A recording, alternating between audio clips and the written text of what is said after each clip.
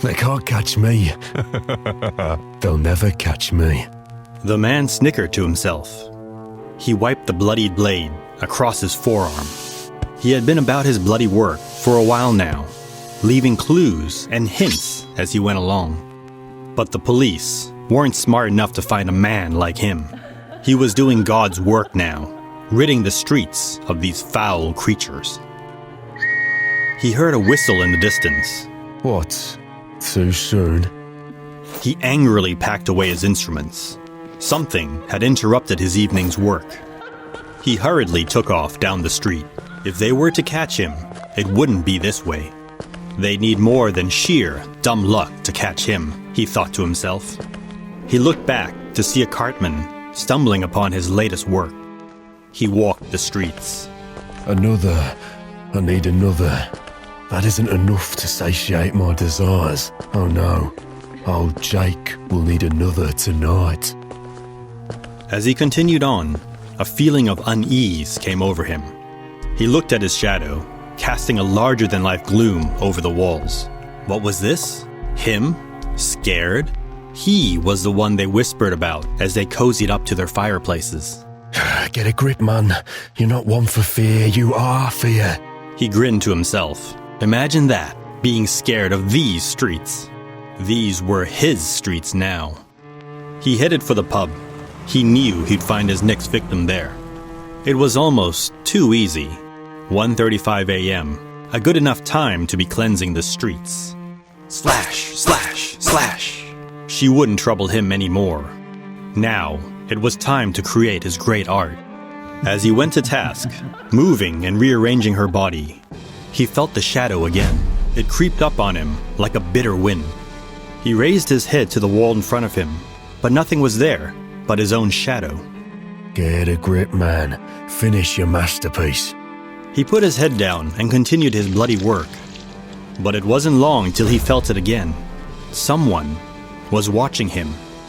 He spun around, knife in hand. All right, you'll be third tonight. But nothing was there, just the empty alleyway and the fog rolling past. He took a nervous breath. You are the fear. He bent his head back down. A trickle of sweat rolled down his neck, despite the cold night air. A footstep. He froze, his eyes wide in horror. No, it couldn't be. How could they get the drop on old Jake? Another footstep, splashing through water. No, no, no. Nobody gets the drop on me. Savor your last breath. You're Jake's meal tonight. He stood and turned, knife brandished and at the ready. What he saw before him wasn't at all what he had expected. A teenage girl, dressed in pink, stood before him. What in the... He took a deep breath and laughed to himself.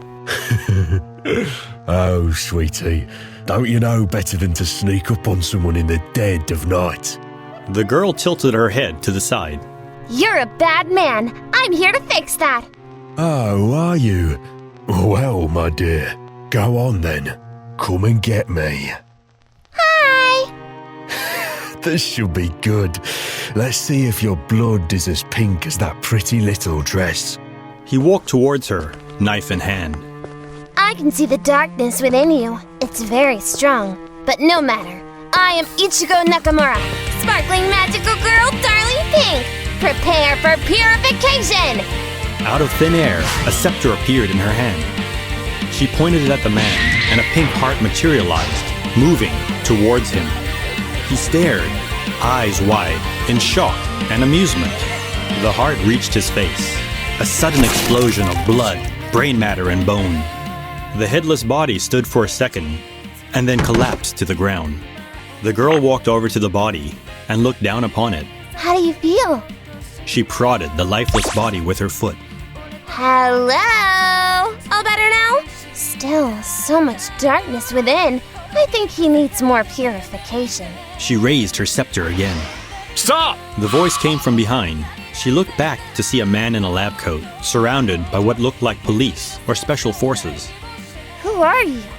My name is Klaus. I'm from a foundation. What do you want? I need you to stop and come with me. Why? We need to ask you some questions. She thought for a moment and then smiled. Okay. MTF Pi 1, take her in. Welcome back. Today I bring you SCP-5726, Sparkling Magical Girl Darling Pink. Don't forget to subscribe. Chen walked into the lab. He saw Klaus in front of his computer, making some odd gestures. What exactly are you doing? Oh, didn't see you there. Just practicing my gestures. Just stop that. Got it. How's the girl? She's fine. You want to talk to her? Yep, go ahead. I'll be right along. As Chen walked out, he called back over his shoulder. You should work on your uwu too, while you're at it. My what? Good afternoon, Ichigo. How are we today? Hello. I'm fine, thanks. You? I'm good. How's Agent Chen been treating you? Oh, he's very nice. Very funny. Funny. Chen, this Agent Chen. Just because you don't understand my level of humor doesn't mean other people don't. Right. Anyway, let's get down to it, shall we? Ichigo, where do you come from? Oh, another world. I've only been here a short while. Maybe I was summoned. It's happened before. Interesting. And why did you kill that man? Kill? I didn't kill. I purified him. You blew his head off? Don't worry about that. He's fine. He's not. You blew off his head. He'll be back.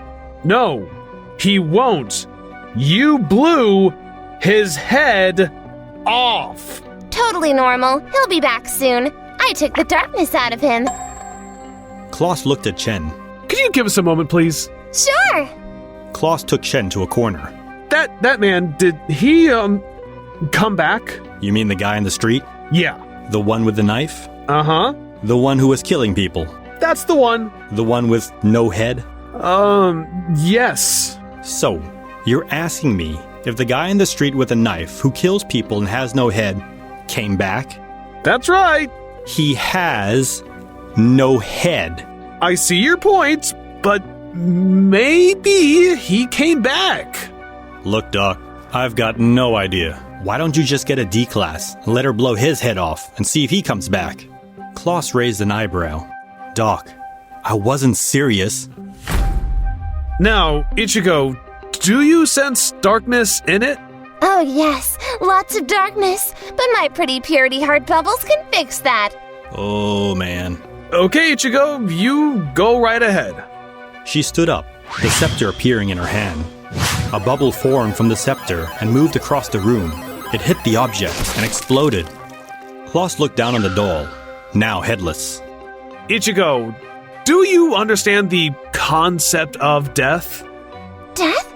I purified it. Don't worry, it'll come back, and then we can all be friends. Ooh. Yeah, that's a firm no. What do we do with her? The suggestion has been made to cryogenically freeze her. She's too dangerous for simple containment. That scepter breached security. Who knows if she can too? Harsh, but I suppose it's the best choice for now. It is, unfortunately. There is just one more thing, though. Yeah? What's that, Doc? Ew.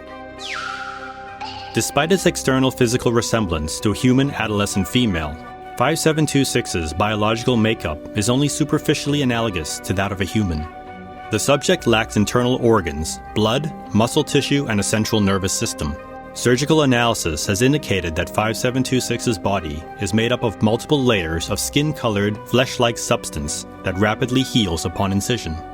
Despite this, 5726 still requires food and water, expresses pain, and is aware of basic human organs such as the stomach, brain, and heart. 5726 is able to generate pink explosive projectiles, shaped like cartoon-style hearts from 5726-1, a scepter that it is able to summon to itself while conscious. These projectiles vary in size and produce an exaggerated pop sound when created, followed by a sparkling effect upon detonation. The explosions produced by these bubbles are able to liquefy human flesh and cause significant structural damage. 5726-1 is to be kept in storage at Site-19 under video supervision. Additionally, a GPS tracking device has been attached to 5726-1. 5726 is to be kept cryogenically frozen in a high-security chamber within Site-19. In the event that 5726 regains consciousness, MTF Row 36, Breacher's Pets, is to subdue the anomaly with minimal force. As humans, life and death are topics never far from our mind. But consider a being which has no concept of death, that cannot die. Would they feel the ethical and moral weight of murder? As always, have a care and remember to subscribe, like, and share, if you would. Until next time, farewell.